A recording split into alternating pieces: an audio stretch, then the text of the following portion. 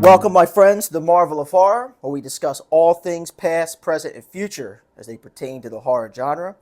I'm your host, your friend, fellow horror enthusiast Bruce Marvel, and today our guest, he's been in numerous musical projects over the years. Wasted Theory, a little group I know something about, Black Hand, and he has a potential music project coming up. New Dawn Fades. New Dawn Fades. We'll get into that. This is a really cool episode because he's been my best friend and generally one of my favorite people for the last 30 years. Yeah. He is Cory Primetime Pettingill. Cory, welcome, sir. Thank you for having me. Oh, man. Pleasure to have you. I was going to come with, he's Cory, welcome to Primetime Bitch Pettingill. Well, You know, in honor of us talking about Hellraiser 3.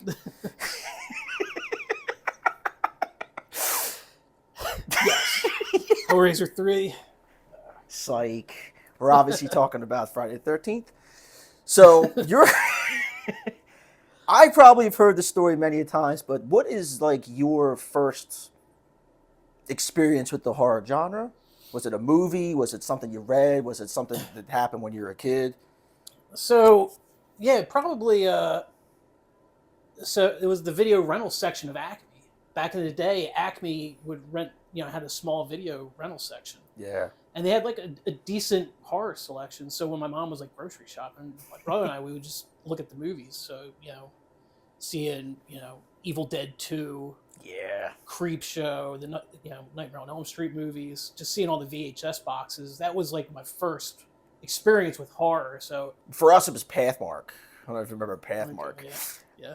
But so that was, but yeah, back in the day, like where you only really had like the cover art to really sell you on the movie, which was like something that I think is kind of like a lost art form today.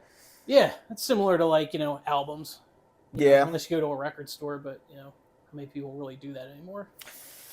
I don't know. I think I don't really even know. I think the only real record store I know being Delaware native, Delaware, first in the Union, best in the East. Rainbow Records, it's still over on Main Street. They're off kind of like Main Street. Yeah, Rainbow, they got some good stuff. They got some good stuff. But yeah, I feel like nobody really puts like a lot of effort into like their album art. Maybe some of the big time guys do, but yeah, I mean, when it's just like a little thumbnail on Spotify, I feel like people just kind of overlook it, you know what I mean? So it kind of sucks, but... You could always be like Danzig. draw your own. God. Your new project coming up, is there anything you can tell us about it as far as, like, I know you guys, we talked earlier, you guys are working on some, like new music for it. Yeah. So, New Dawn Fades. It's still a relatively new thing, but we'll be recording some songs in September. If you're a fan of Danzig and the Occult, Sabbath, Soundgarden, you'll love it. So Love it already. It's like Danzig and Sound. You had me at Danzig and then like Soundgarden. Yeah, obviously that's fucking super cool, man. Yeah. And it's really so you're playing guitar. I'm playing guitar. How you are to music is like how I see myself like to horror. Like I'm so into horror movies and I'm always like trying to find new like horror movies to watch and stuff like that. You're always like that with music. You're always turning like your Instagram and everything. You're always trying to find new music and it's always like really good music.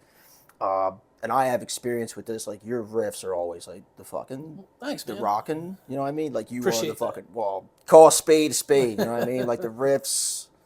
Like when we were in Black Hand, you always came up with like fucking awesome riffs. I mean, they were fucking some of the coolest, like Sabbath and heavy, like real Sabbath, like Alice in Chains, fucking styles. Always super cool. It's always fun, like trying to.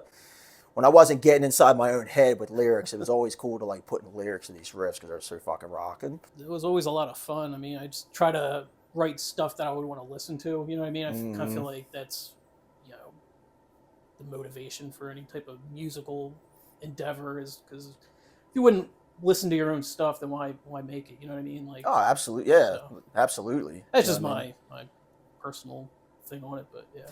Just to add to that, it goes to show because, like I said, the music was always like you have a unbiased, but you always you have a fucking awesome taste in music, especially metal music. So Thanks, like you know what I mean. So like hearing those riffs and really knowing like where it's coming from, like hearing the inspirations, but it's still being fresh and new. So I'm really, I can't wait for that project. Like you were talking about it, Right. definitely want to like get that album when it comes out and go see, like support you guys. Support fucking being in Delaware.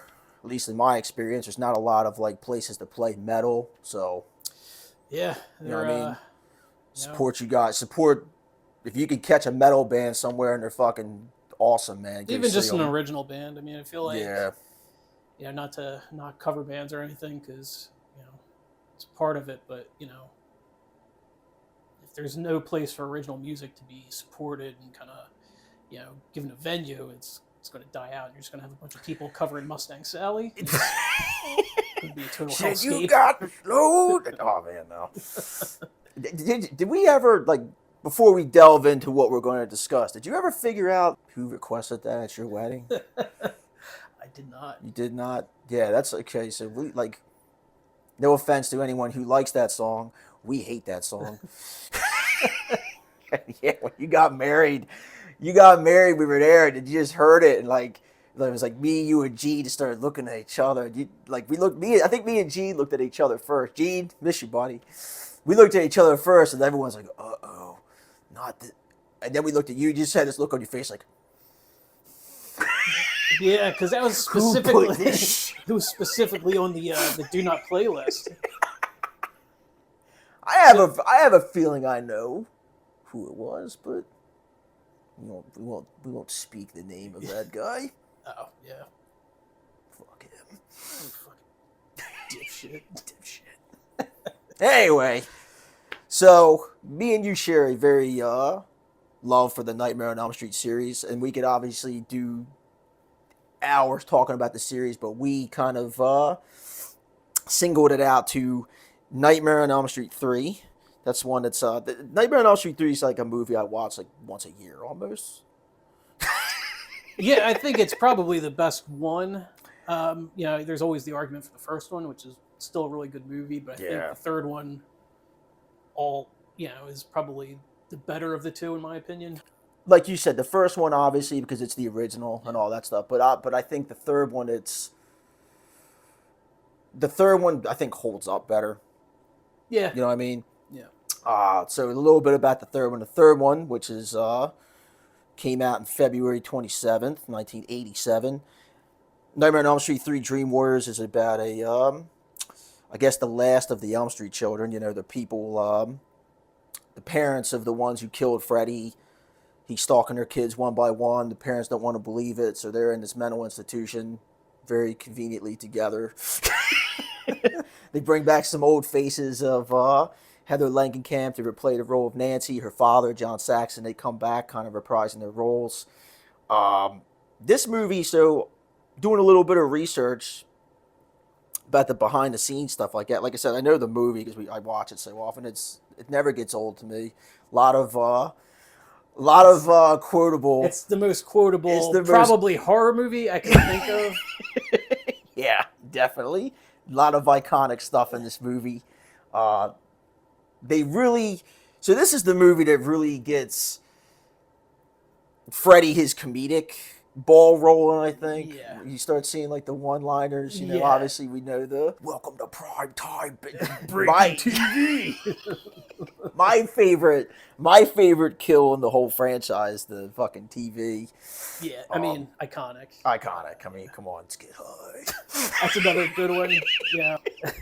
Well, I mean, even killing the fucking wizard kid. Yeah, killing the Harry Potter before there was Harry Potter. Yeah. Sorry, kid. I don't believe in fairy tales. I can just see like, cause like I feel like now, like kind of like comic books too. Like in the '80s, like you weren't cool if you read comics. Well, that's what a lot of people don't know. Back in 1987, you weren't cool if you like read comic books. You were like, oh, you're like kind of like a nerd, at least in my experience. Yeah, no, in my experience, yeah. Too, yeah. And you weren't X-Men. cool. Yeah. Fucking dork. Yeah, and you weren't cool if you played Dungeons and Dragons or Magic or any of that stuff. I feel like that's kind of changed. I feel like Stranger Things really kind of. There you go. Stranger Things really, especially this past season, really borrows a lot from this film. Yeah. So, but yeah, I feel like I can just see Jocks. I can see Jocks in a theater like 1987 just laughing when the Wizard Kid gets it. It's right. Kill that Dungeons and Dragons dork. Can't believe he's not dreaming about calculators. Look at that nerd. You know my friend. Fucking So dork. glad. Wish he would have went first. So like this movie. So real quick, I feel like this movie had a number of disabled kids getting killed in it. Like an abnormally high amount of disabled kids getting killed in it. Like, I think it did. The deaf kid, or was he deaf or he couldn't talk? He was definitely couldn't talk, and he bites it in 4, but he has a hell of a time in this movie, and we know about that. We know about that scene, like the That's a great scene. That's a great scene. Yeah. Come and get him, bitch. Come and get him, bitch.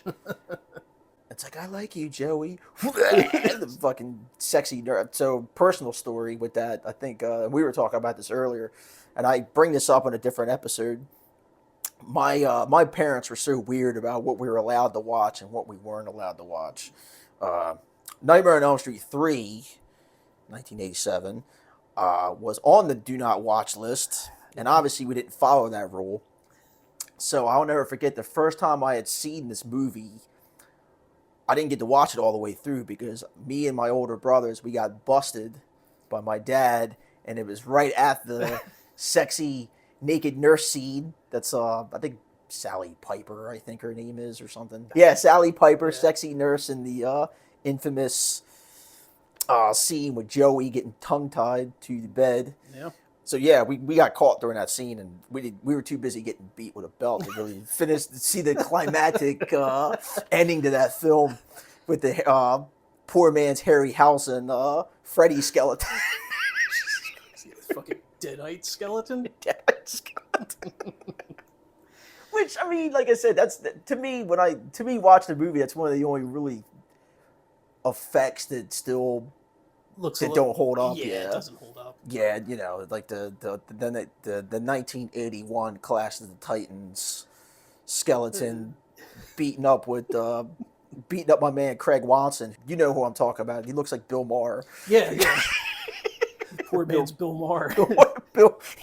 Poor man's Bill Maher, just like trying to get beat up by the skeleton. Yeah. It's not there. It's the only real scene that doesn't hold up. But what was your first time seeing this film? I don't really remember, but I know, I had seen scenes from other movies before.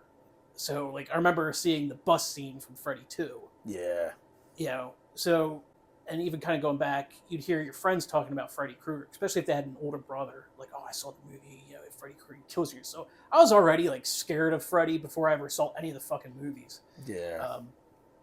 But I think, PHL 17 would play just, random horror movies on, Saturday and Sundays. So I think I was watching Fright Night, and then Nightmare on Elm Street 3 came on after that. Oh, Fright Night's so good. Yes. It's real quick, getting off the topic of this movie, is Fright Night, your all-time favorite horror movie, you think? That's tough to say. I mean, I love that movie, but I think there's ones I like more, like first Hellraiser. Yeah. First Hellraiser is a really good movie. Even I like the sequel, too. The sequel, it's really fucking weird. Yeah. I saw that.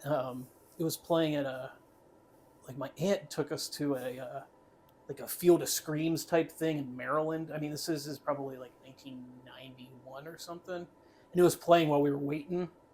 Nice. And, so I was probably in 4th or 5th grade, and it's I think there was some boobs in that one.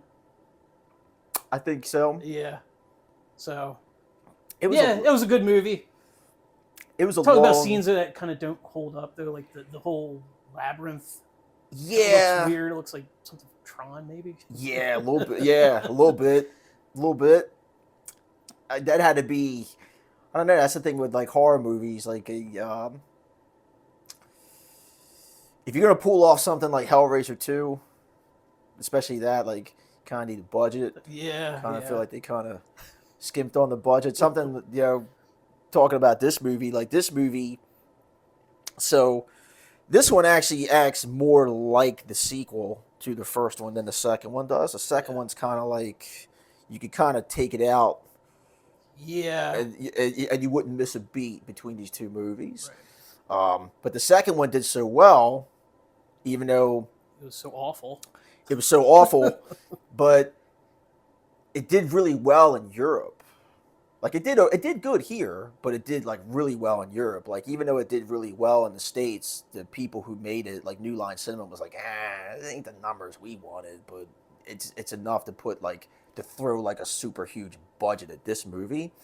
So they threw like a really big budget at this movie, and it all went to like special effects. Yeah, I mean, like his makeup looked good in this one.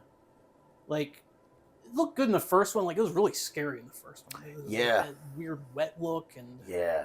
And they were really careful. Like you don't really get to see, like in the first one, like every time they kind of show them, it's like really dark. I feel like so which hides any kind of like imperfections like really well. This one, it's like full on lighting, but yeah, that makeup looks like really good. It's not like by the time we laugh. By the time we get to like Freddy 6, the makeup's like real bad. Oh, dude, it's so bad. It looks like silly putty and yeah, it's better than Spirit of Halloween, but not by much.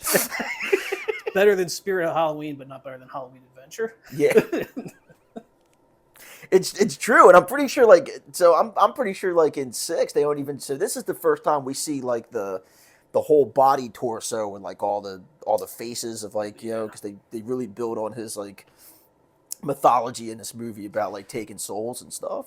Yeah, well, that's cool. Probably one of my favorite parts about the movie is they added like they gave him a backstory. Yeah, and it was actually like a really good one. Like it didn't.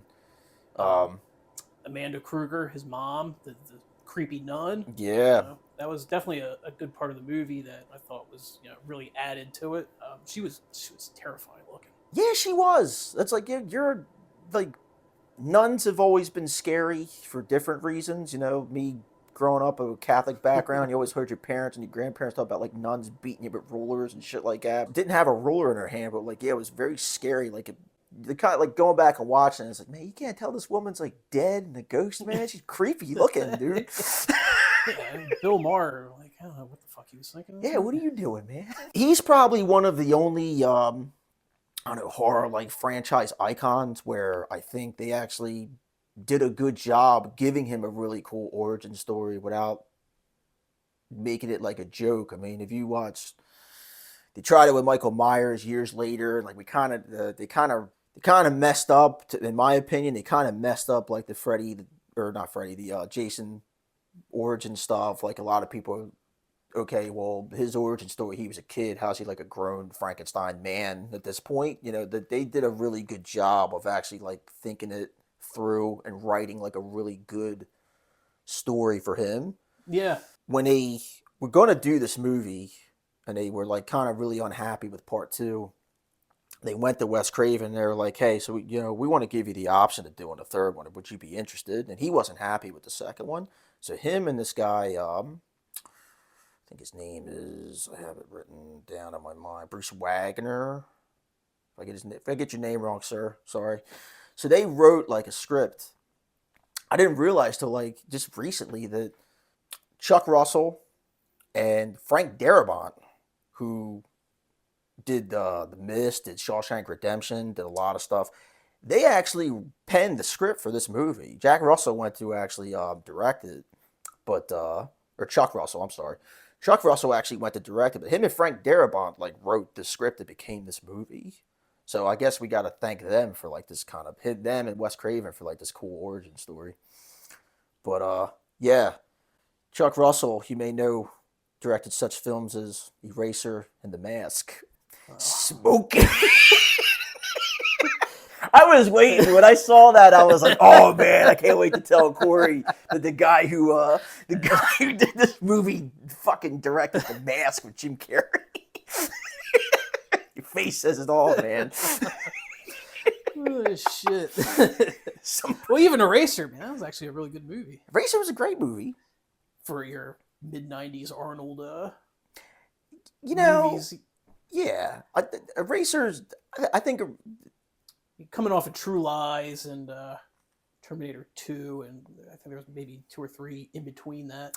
Yeah, he did some of those comedies, Yeah. like I think Was Kindergarten Cop after Terminator 2, or? I'm pretty sure he did Kindergarten Cop like after Twins. I think when he did Twins with Ivan Reitman, it was like he went right on to like Kindergarten Cop because it's the same, same director and stuff. But I'm trying to think if he did.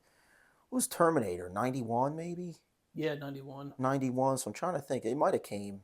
They might have came after or right around the same time because it just seemed like in the 90s. I mean, he was just putting movies out. Yeah. Yeah, I just remember when he kills the alligator, because your luggage. That's kind of lazy. Oh yeah. Oh yeah. Kind of lazy. Well, I mean, even leading, that and leading up to that scene where it was like she's caught in the aquarium or wherever, like the alligator exhibit. And it's like, you're late, traffic. But whatever. Arnold can get away with it because he's Arnold. Yeah. And we love Arnold here at the Marvel of Horror. And he was in a great horror movie called End of Days. No. Nothing to do with this movie.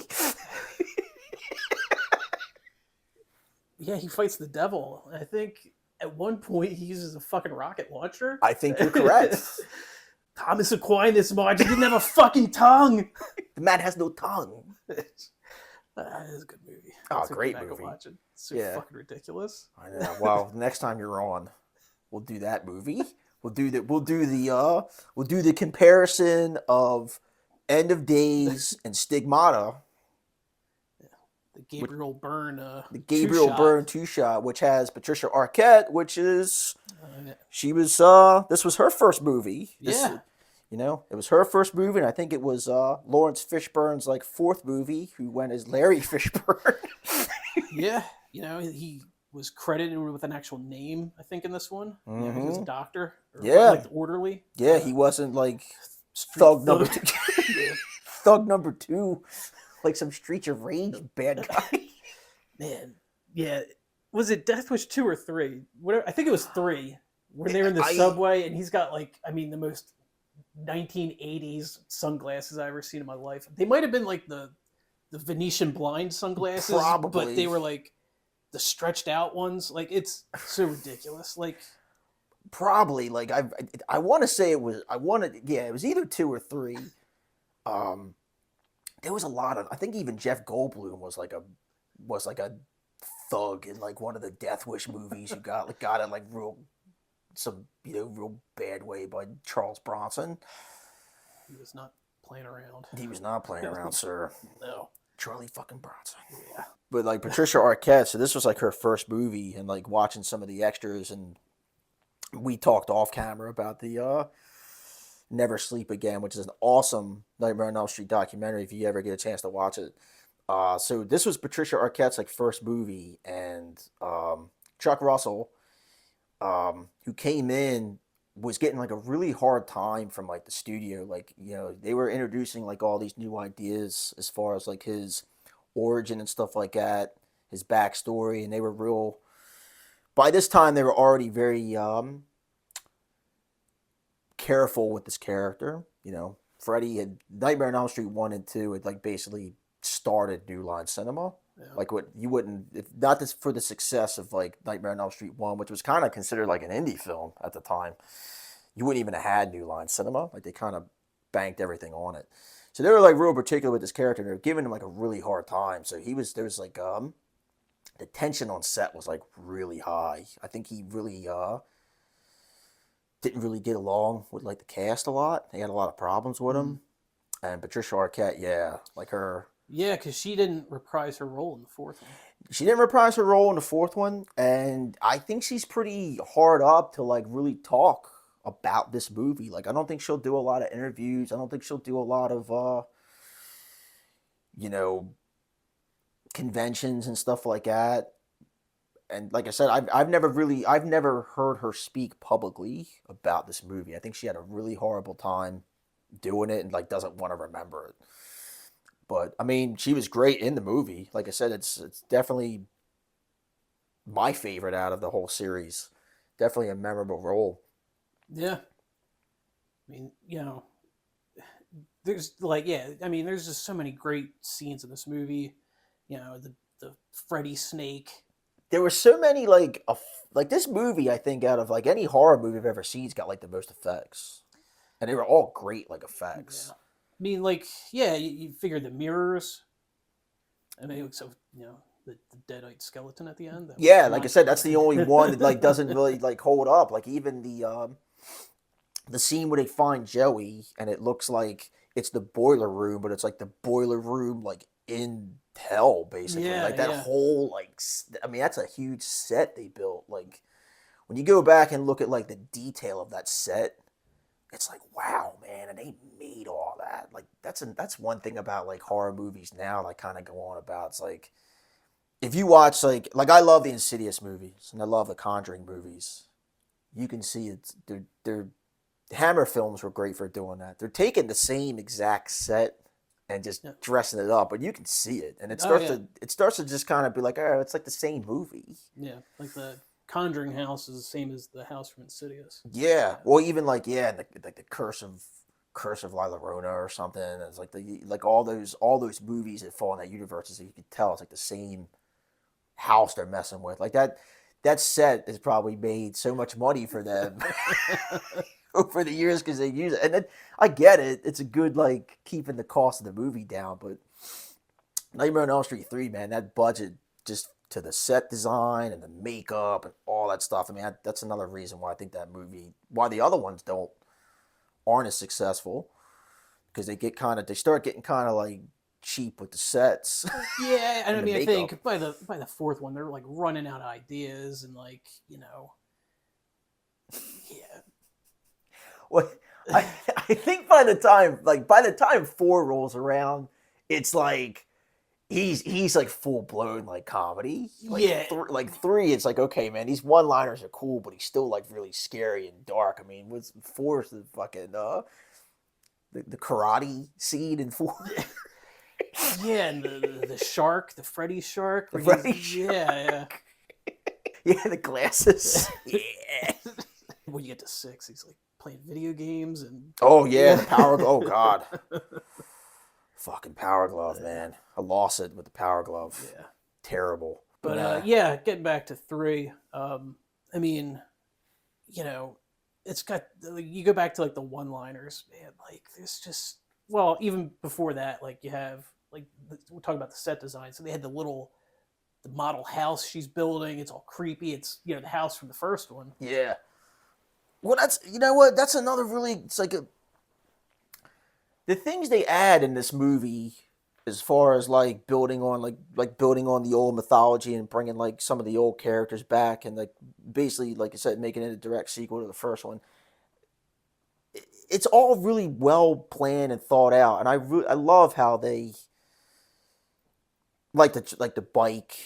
the bike rolling with the blood and it starts like to melt. That's a Yeah, pretty cool like effect they did, and like some of the stuff I was watching on like that documentary, like a lot of the stuff they built was like crazy. Like they literally to the welcome to Primetime bitch kill scene.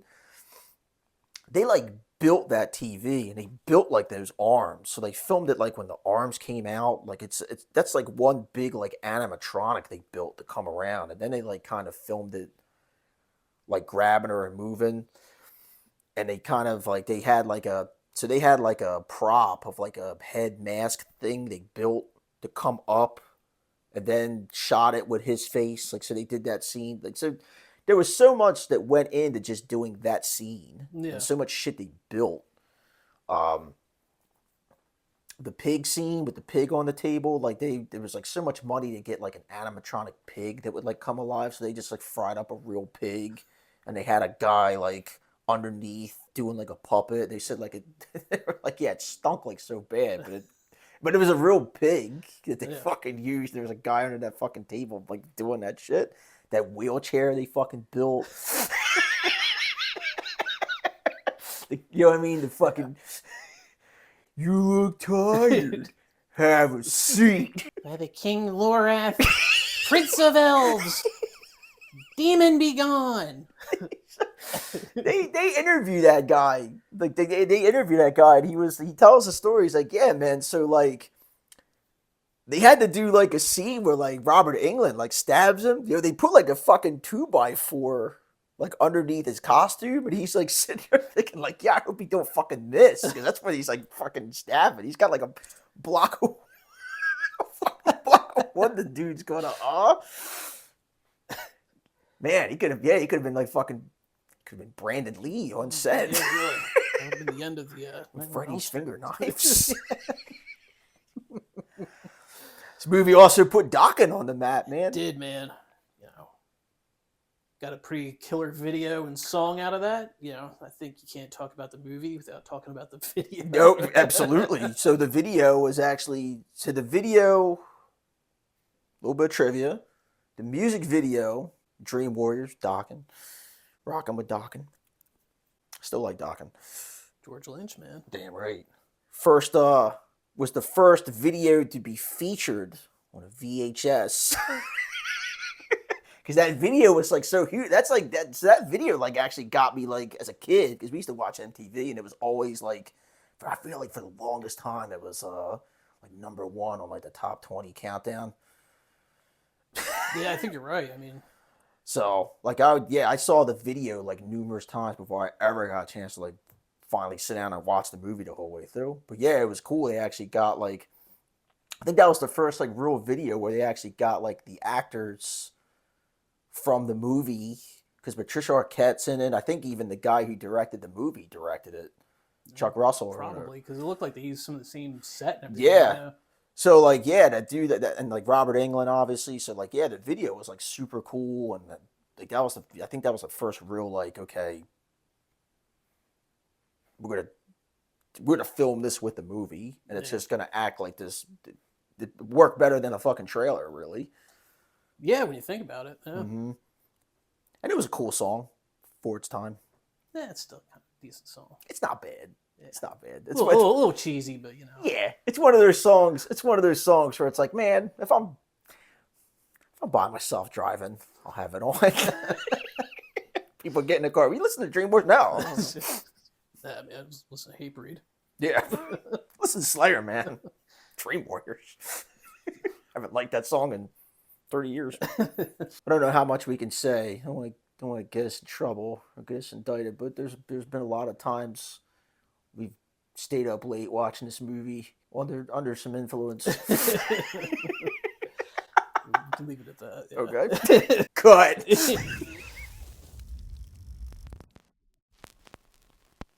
Even though it's not the sequel, technically, I definitely think it's the best horror sequel to, you know what I mean? It's one of the few movies where I think you can make the case that it's actually better than the original. I don't think a lot of other movies can make that statement. Yeah, I kind of agree. Like, it definitely built on the first one without, you know, totally shitting all over it like the second one did. So, you know what I mean? Yeah, like I said, the second one you could totally just not even include, and it doesn't, you know what I mean? It's just like you can kind of put it in, and I think that's one thing like Wes Craven talks about, or you know, when he was alive. Rest in power, Wes Craven. He like hated that movie.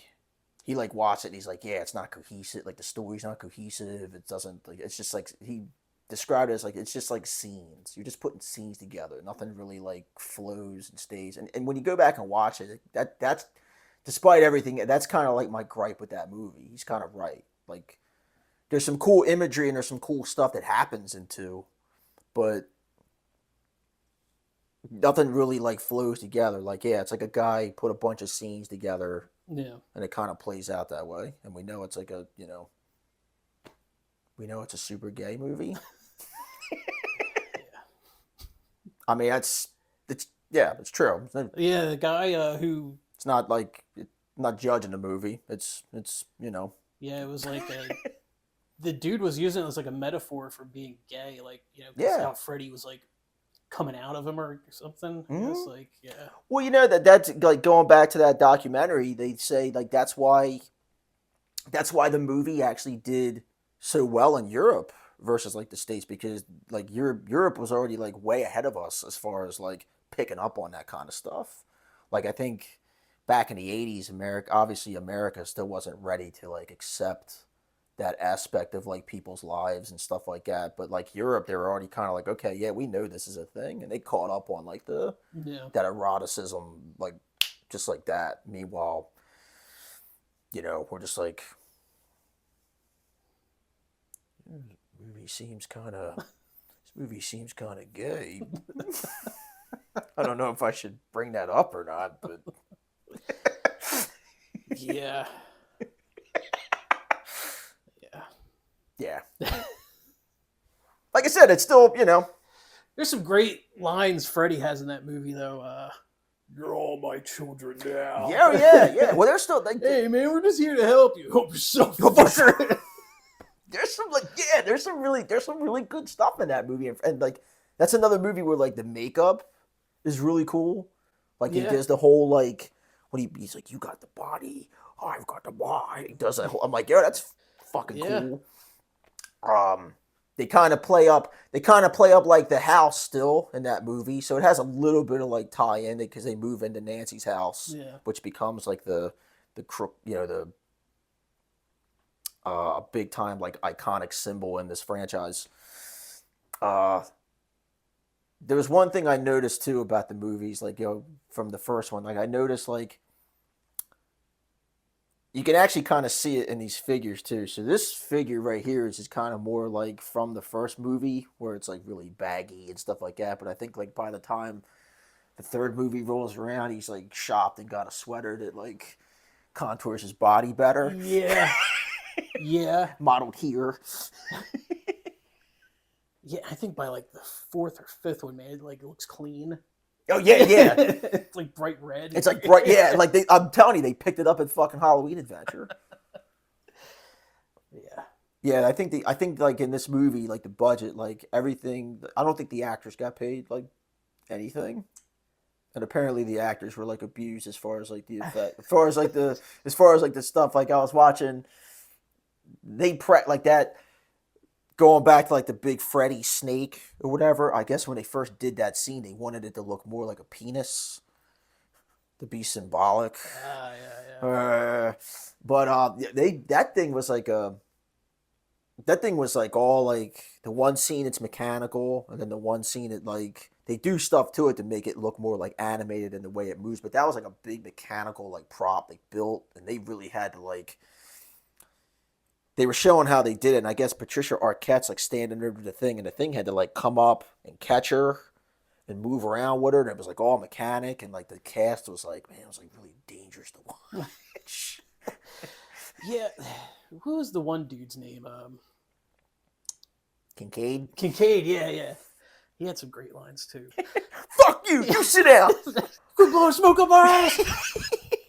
Oh, great, now my dick's killing me. He had some really cool stuff. Even in the fourth one, he had a great line, man. I'll see you in hell. Tell him Freddy sent you. Man, I remember like, so kind of talking about 4, because 4 could be its own episode. But 4, I remember seeing. My mom took me and my brother to see part 4 at the Tri-State Mall. Leave it at that. It was kind of hard. It was kind of hard to enjoy that movie.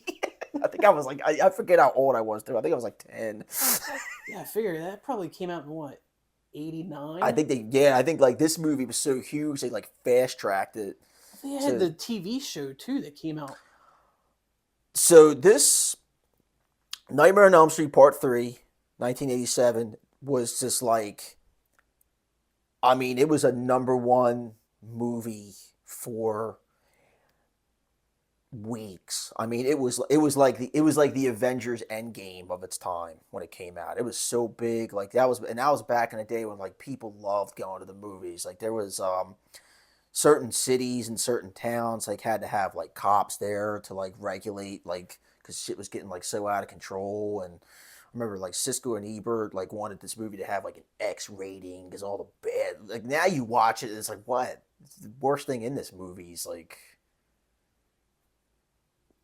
I mean, it's not even really like when you look by today's standards, it's not really I'm gory. trying to think. Yeah, it's not really gory. It's not really gory. I think like the grossest thing in it's like the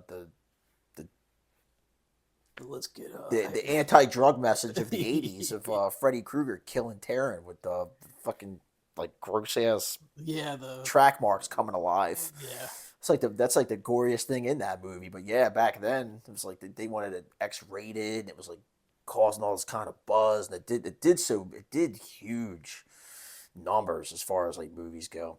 And yeah, and it like Freddy literally became like a household name. I remember the show came from it. Like I remember being a little kid and it was like a rated R movie, but there was Freddy Krueger toys at like Toys R Us. Yeah. You know what I mean? That was back like kids bought toys at Toys R Us. Not like when it was a lot like before Toys R Us like closed down. Like grown-ups were buying toys at Toys R Us. Yeah. This is like when kids still bought toys. Parents still bought their kids toys. The Nintendo game. Yeah. What was that song? He didn't do it, but like the Fat Boys, Nightmare on My Street. Was it DJ? Was it Will Smith or the Fat Boys? It was the Fat Boys. Nightmare on My Street. Yeah. Yeah.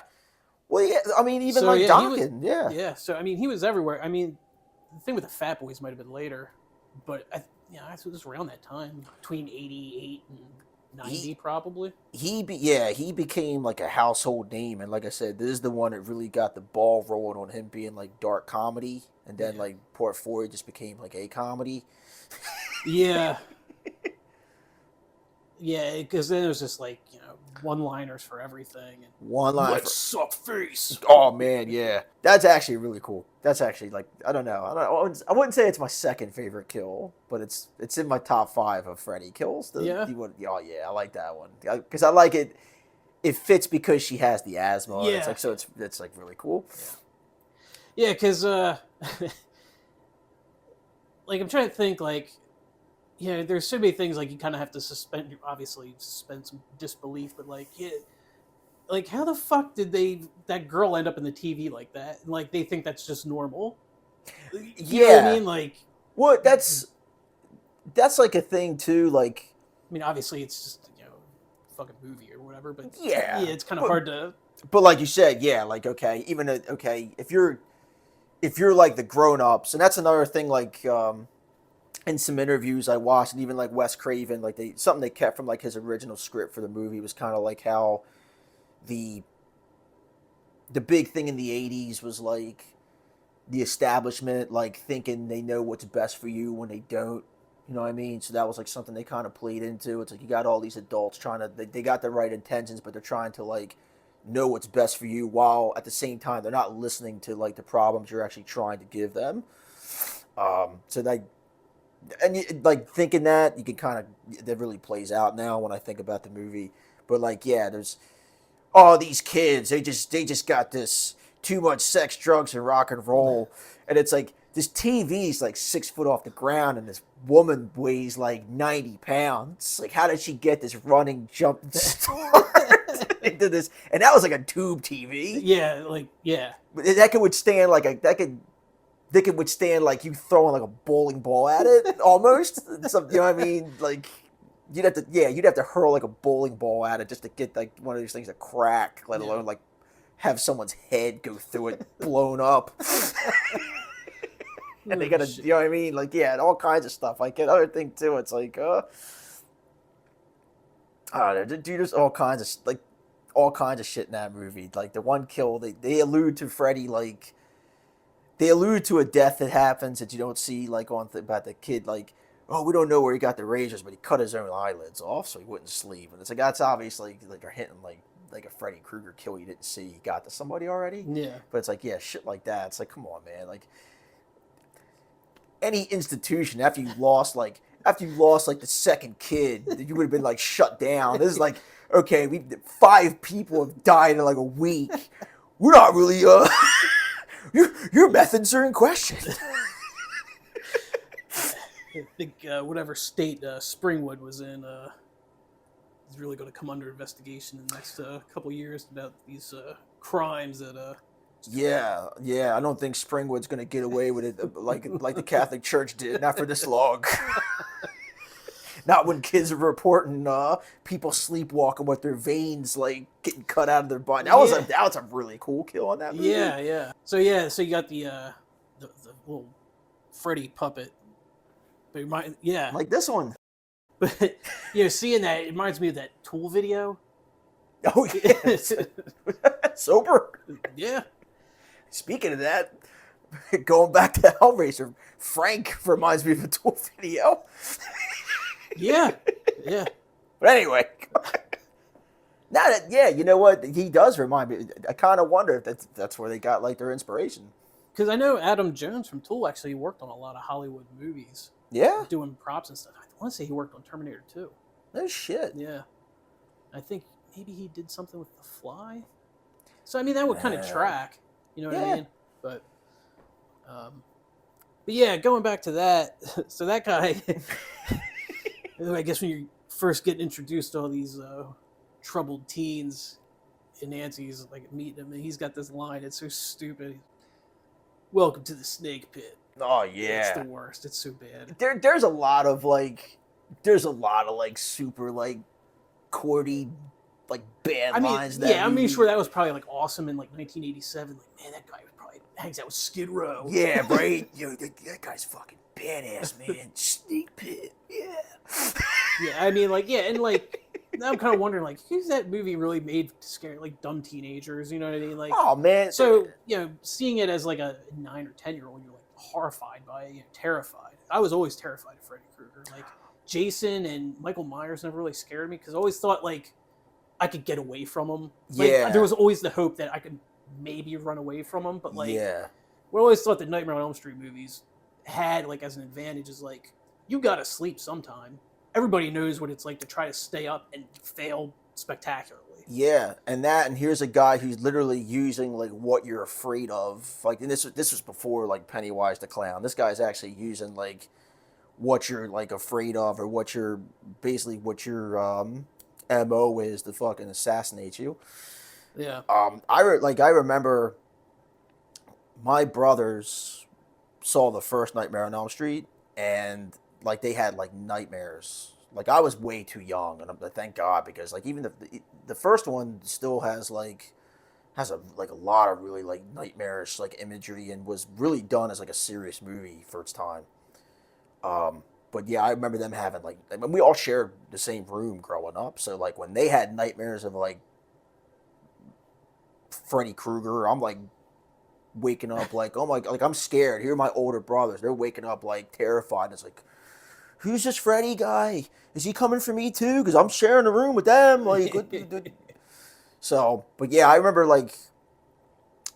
them watching it and me trying to sneak in to watch it with them. But like anytime he came on screen, I just like ran out of the room. Yeah. I was always terrified of Freddy, and then like when you watch it like as a 14-year-old, you're like, it's still kind of scary, but like now it's kind of funny too. Yeah. And then when you watch it as like a 25-year-old, you're like, this is hilarious. This is like, because it's like, your legs, where do you keep the bourbon? Oh man, I said, where you keep the fucking bourbon? Oh, that's a great. Yeah. There's so much really cool stuff, and like Chuck Russell was talking about that. He was like, that was another thing like the studio was like really giving him a hard time about. He really had to fight to bring some of like the comedy into the movie, because like the parts, so when Wes and that guy Bruce wrote like the original script, it was really fucking dark. You know what I mean? It was more on tone with the first one. So they were like, man, so when Frank Darabont and Chuck Russell rewrote it, they brought in like the big budget, the effects, because a lot, like when the New Line Cinema got a hold of it, they're like, yeah, this is a great script, but how the hell are we gonna do like any of this stuff? Like the shit you're talking about doing in here is like, we need so much money to do this. Like, you ain't gonna be able to do all this stuff you're talking about doing in here. And yeah, he really fought to get like the comedy, the dark comedy in there, because just to lighten it up. I was like, I wonder what the original movie would have looked like if they stuck to it, and how scary it would have been. Yeah, I don't know. I mean, I definitely think like the comedy parts though is why this movie's so goddamn iconic. And, yeah, like, it's kind of lasted as long as it has. I think that's why like you can't redo it. Like you can't replicate it. Like, for one thing, you had the right guy to pull it off. Robert Englund. He could pull the comedy, and he could go funny and dark at the same time and really pull it off in that makeup. if what was it 2010 when the remake came out, Yeah. and they stuck strictly to the darkness of it, and it was terrible. Yeah, I mean, I think that's one of those movies though. The character is so like intertwined with Robert Englund that no Yeah. matter, you could have had anybody play it and it would never have stood up. You could probably remake it, but you'd have to let like Freddy Krueger kind of fade out of people's collective minds for a while. Yeah, it would be a long time. I think it would be a long time, and like I said, I think like you said, piggybacking off what you were saying, I think the comedy and the one-liners is like what makes him just so iconic and enjoyable for everybody. I mean, he's clearly I think he's, as far as horror icons and franchises, the Nightmare on Elm Street movie still stands as like the most profitable. I don't think, even though it has probably the fewer movies out of all of them, like out of Jason and even Halloween at this point, this one has the fewer movies made, but has made the most like money. And it's not, I don't even think it's like close. I mean, you figure Nightmare on Elm Street 2, if this came out in 1987, I'm guessing Nightmare on Elm Street 2 probably came out in like 85, you know what I mean? Or 80, 84, 85. At that time, I think it made, the first weekend, it made like over $29,000, which, yeah, sounds like $29,000. That's like what a Marvel movie's making after it's been in the theater for weeks. Like when it's getting ready to go to rental, but like in 1986 or 85, that was a lot of money. And that movie didn't cost nowhere near that to make. Yeah. So it was like a big, big time. You figure that first movie though, man, made probably so much money compared to what it cost to make. You know, Oh, they weren't yeah. paying actors anything because they were all nobodies. They were all nobodies. And another thing with 3, that 3 is why they went with like, you never heard of these people. Like even Patricia Arquette, this was her first real movie. She had never been in anything after that. She probably didn't get paid anything. It all went to, special effects and stuff like that. And I forget like what it ultimately made, but it was, like I said, it was making what Marvel movies make today. For 1987, it was just like unheard of to make that amount of money in the theater. But that's the thing too. Like all these horror movies, they were all geared towards like, they knew who their audience was, which was really smart. Yeah. And they knew who was going to like go see it and who's going to take their girlfriends to go see it. And yeah, I think, same with you. I was always scared of Freddy. I was kind of scared of Michael Myers, but I was never scared of Jason. If anything, I thought Jason like looked cool. Yeah. Yeah, and like the people in the Friday the 13th movies weren't likable. They're assholes. So yeah, they should have got killed. They should. Yeah, that's another thing. That's another thing too. Like, I don't want to say like 5 and 6. I don't really have a kind of like invested interest in the people getting killed in like the 5th and 6th movie. But the first one and the third one, yeah, they did really good job actually like presenting these kids as like characters that you actually, like we're laughing about the Prince of Elves, but at least they gave him like some sort of personality you could get like invested into, and you're laughing but you feel bad. So I'm wondering how much of that they like kind of modeled off like the Breakfast Club. Like, all right, we need the jock, we need the nerd. Oh yeah, you know I'm sure. I mean, I think that was like kind of standard. Like, what's the stereotypical like groups of like teenagers at schools? Because they're the ones coming to see it. Yeah, then you figure like 4, 5, 6, and the rest of them all kind of use that same formula. Yeah, I think, you know what? I think the only thing different, I guess, like the Nightmare on Elm Street movies don't really have like the slut character, because the Friday the 13th movies always have like the promiscuous girl in the group or the bitch kind of girl, stereotype for that time. The women characters are actually like kind of enjoyable in these movies. Like you kind of root for them. Yeah, they kind of made them, Nancy's. Did she survive in 3? Nah. No, that's right. She gets stabbed. Yeah. Yeah. Right, yeah. But yeah, Trish Arquette, she lives. Kincaid lives. Joey. Joey. Yeah, then like they recast Patricia Arquette with somebody who looks nothing, Nothing like like her. in the fourth one. Like, I mean, you could have found somebody that kind of looked like this girl looked like Dennis the Menace or something with like hair. Oh God. I remember going to see four and actually being like really like, oh man, Patricia Arquette didn't come like because by then like she started blowing up after Nightmare on Elm Street 3. And apparently everybody, all the dudes on set like had a huge like crush on her. Like they were all really sweet on Patricia Arquette, especially the guy who played Joey. Can't think of his name off the top of my head, but you know it's a shame. I'm hoping one day she actually like kind of opens up and kind of talks about this movie. Be but like not the negative stuff. If she's got any like kind of positive stuff to say about the movie, it'd be cool to like hear her talk about it. And it's a shame, it's a shame. Like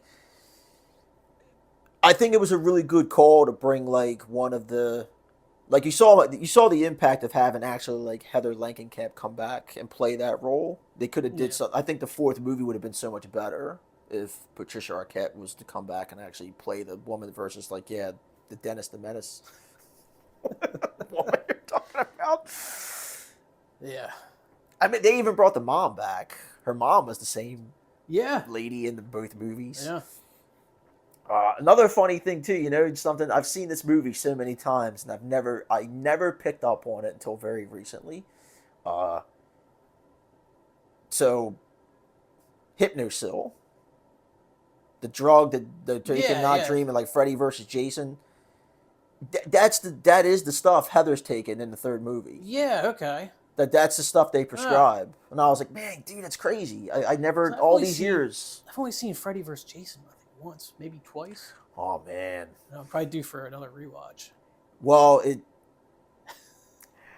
that's another movie really take with a great assault. Like I remember us like joking about that movie when it came out because we saw that movie in the theater, and I still love that movie. But like, yeah, it's kind of like it's so funny. Like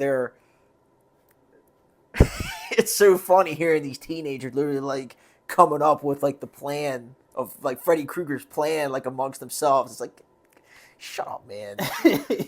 Wait. Maybe Freddy really needs Jason to make everybody scared of him again. It's like, dude, you wouldn't have thought of that. Shut the fuck up. Jason was killed by water. Freddy's on fire. How can we use that? That movie's still worth watching for like the fight scene at the end, the big, it's like the big monster mashup at the end. Yeah. So that'll be a movie for another episode.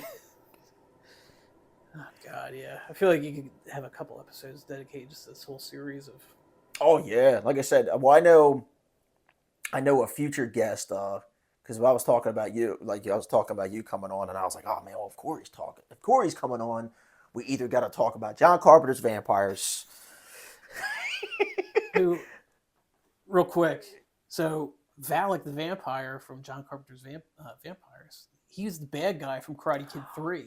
Yeah, so... Terry Silver, yeah, you fucking blew my mind when you pointed that out on Instagram. I was like, oh my God. Like, Donnie was on the show. And it's like you'll see it when it finally airs. See, we tape these shows. We don't know when they're going to air. He was on the show, and I was like laughing. I'm like, man, watch. One of these days, I'm just going to like look at my comment section if anyone even bothers to watch the show. They'll be like, man, fuck this guy. He don't know shit about movies. He's got his own show. He don't know half this shit. I'm like, man, they're going to like rip me apart for all the stuff I don't know and all the movies I haven't seen. But yeah, you blew my mind with that, and I was like, oh, I felt so dumb. I was like, I have watched John Carpenter's Vampires, I don't know how many fucking times, and I never put that together. Yeah. It was so, like, staring me dead in the face. Well, that guy's only been in that one movie, I think. I think he's, like... That is true, and to my credit... It was Karate Kid 3, I mean... Yeah, how many times... I have not gone back and watched Karate Kid 3 for, like, any reason whatsoever, and there's no reason to, in my opinion. No. It's definitely not, like, yeah. It's only... Karate Kid 3, the only part in that movie I enjoy is like when they show the flashback of like Mr. Miyagi. Live or die. Oh. Live or die, man. Oh shit, yeah. Jack. I was like, he's either gonna want to talk about John Carpenter's vampires, Hellraiser, or it's got to be like a Nightmare on Elm Street movie. Yeah. Yeah, I definitely want to come back on and talk about John Carpenter's vampires. I will save that. I will definitely save that for you. I'm just trying to think who would be the worst Freddy Krueger. Oh man, I think Will Smith would be a terrible, terrible Freddy Krueger. I think Will Smith and or Chris Rock. I think Chris Rock would be better than Will Smith, though. Well, I think anybody would be better than Will Smith. Dennis from Always Sunny should play him. Okay. So Chris Rock is not the worst. Always Sunny gave me the idea of who could be worse. I think if you got Danny DeVito to be Freddy Krueger, that would be like the worst guy, especially if he played him like he played like the Penguin in Batman Returns. I would actually go see that movie opening night if Danny DeVito was Freddy Krueger. I think that's a funny... I think if SNL was still funny, which it's not anymore, and he was hosting, that would be like a good bit. Danny DeVito is Freddy Krueger. I'm in your dreams! Down here!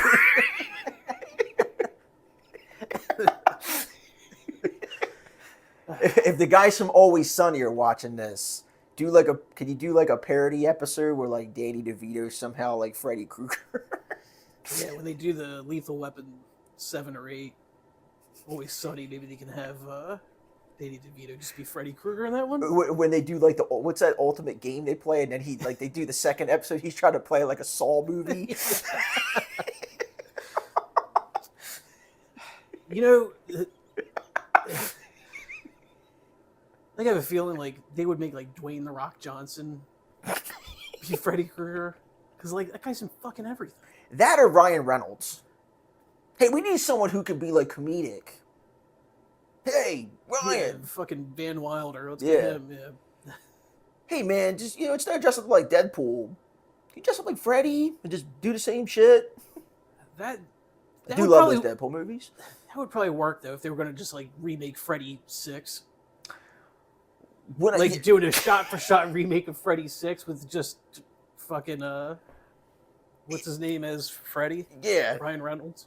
Well, that's another thing too. Like that's like getting like okay. What they'll probably do is like okay, well, we can't redo Freddy, so we'll tell you we're gonna do a movie where it's like the origin story, like a prequel, because they're trying to do that with Jason now. I think there's like a show coming out where like it's Jason at camp, kind of doing like they kind of did that with like Norman Bates. They had that show Bates Hotel.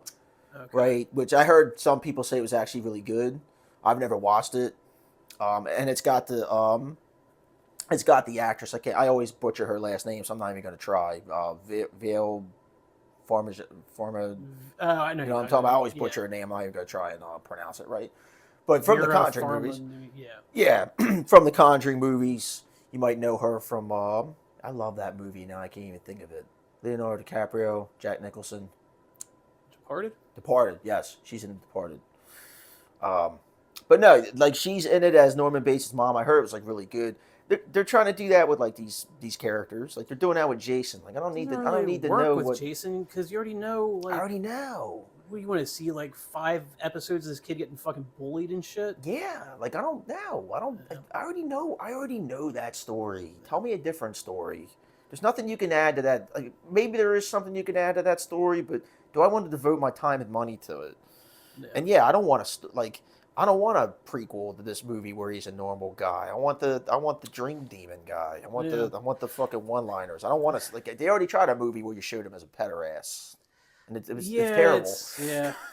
Didn't work because it was always like alluded to. Like, it was always subjective. He was like a child killer, child torturer, not like a fucking total child rapist. Yeah, and then you find out like, oh god, yeah, he was. Like you said, it was like all like alluded to or subjective. It kind of like it made it creepier because it's like, okay, we're gonna kind of put this space out there, but we're gonna let your dark thoughts and your negative aspects fill it.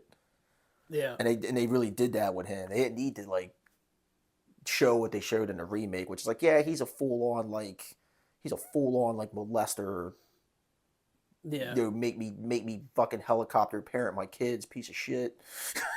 Yeah. Yeah. Yeah, like I said, it's pretty. I don't know. I think like this might be one of those things where like you can never redo it. You can never like you've captured it once. It was good for what it was. It's like it's never going to work again. And which are Hollywood kind of seems to never believe that, but I think it's sometimes kind of true. Or you'd have to wait like another 15 to 20 years. Yeah. I mean, like, he's so tied to, hard genres and things like that because he's so goddamn iconic. He's never going to, like, fade away to where it's like, you don't really think about him. You know what I mean? I mean, it was up till very recently, they were even asking him, like, he came back for, I guess, the Goldbergs was the last official time he put on the Freddy makeup. This was a couple years ago. Yeah. He did a Goldbergs episode, and that was only because like the guy who I guess like wrote the Goldbergs or writes for the Goldbergs was like, "Hey man, I'm such a like literally wrote him a letter like, hey man, I'm such a fan. It would mean so much to me. Would you be willing to do it? If not, because we really want to do an episode tying and he did it. But yeah, that was like they're still asking him to put the Freddy makeup on. I think he put out. So this is. I don't know when this is going to air, but this is June 11th. No, this is June 10th, 2023. We're actually filming. And I just read an article this past week where he's like, okay, I'm officially done. I'm never putting the makeup on. So, like, they're still asking him to do it. He's literally got to come out with a public statement saying, no, I can't even if I wanted to.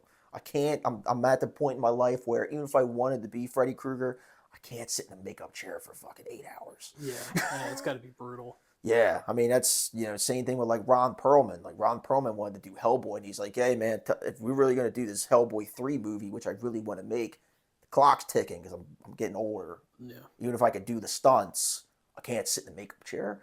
So yeah, I think it's gonna be. I don't know. I think like it's going to be really, really. They might be unfillable shoes at this point. Yeah, I really kind of think it is. That reboot was so fucking awful. Like you want to see how much they would do like a 180 from that. So would they go for a like shot by shot remake of the first one, or will they like totally change the character to be like some like chick Freddy or You know what? That's actually something that like is pretty popular nowadays. I wonder if they would ever do that. It's a female. If they made a female Freddy, I don't know how that would go over, but that might be like their way to be like, you know what? We can't recreate that Robert Englund magic, so we're not even gonna try. Here's this like I mean they did that with Hellraiser, and I didn't think that Hellraiser remake was bad. I thought it started off kind of slow, and I think it still had some things that paid homage, like the mood and the vibe. I think still really paid like a good homage to like the original, but you never know. That might be the way they go. They might do. We're just gonna make a movie about Amanda Krueger. Oh, that's right. Being like an evil, like yeah, being a vengeful spirit or something. Hell, we might just gave New Line Cinema their new idea. It wasn't Freddy 6. Wasn't it supposed to be his daughter? Yeah. Yeah. That was the story that he had he was doing all this heinous stuff, but he still had like this daughter, and they kind of made you think he was going after his son, but it was really just But they never followed that back. They never went back. 6. The only other movie they made after 6 that you could kind of still tie to the original franchise is Freddy vs. Jason, and even that's still kind of like its own thing. Yeah. New Nightmare was good. New Nightmare was good. I think New Nightmare, man, is a very underrated movie. Yeah, I like the concept of it. I do like the concept. I like the concept. I think it's like I think that's another movie where the makeup doesn't age well, but it was still a really cool idea. Yeah. And I like the skin the cat is like always one of my favorite kills too. That's like it. So so we'll end it with this like top 5 Nightmare on Elm Street Kills. 2 of them are in this movie, in Nightmare on Elm Street 3. Number 1 all time is Welcome to Primetime, Bitch. Yeah, that's Head good. through the fucking TV. Yeah. Classic. 2 is my man from the snake pit getting made into a puppet. Number 3's got to be Johnny Depp getting eaten in the bed. Yeah. Number 4's got to be Skin the Cat from the first movie. And I don't know. I think number 5 would be tough because there's still some really good ones out there. But I don't know. I think number 5 I'm going to go with Joey. And number 4, How's This for a Wet Dream? Yeah. Classic. Yeah. Yeah, I kind of have to go. I think your list is pretty on par with mine. I think I might add, though, just the Freddy shark on the beach, just because it's so ridiculous. That one's, yeah, and that's really funny. Like, so going back and watching that movie, that's really funny, too, because he just straight up, like, that's where he kills the fake Patricia Arquette in 4, right? That's such a fucking hilarious, like almost like a Mortal Kombat kill. He just like straight up throws her in like some hot water, and she even comes up like half burnt. It's like a Mortal Kombat 2 fatality. Is that the one where he steps on her in the sand?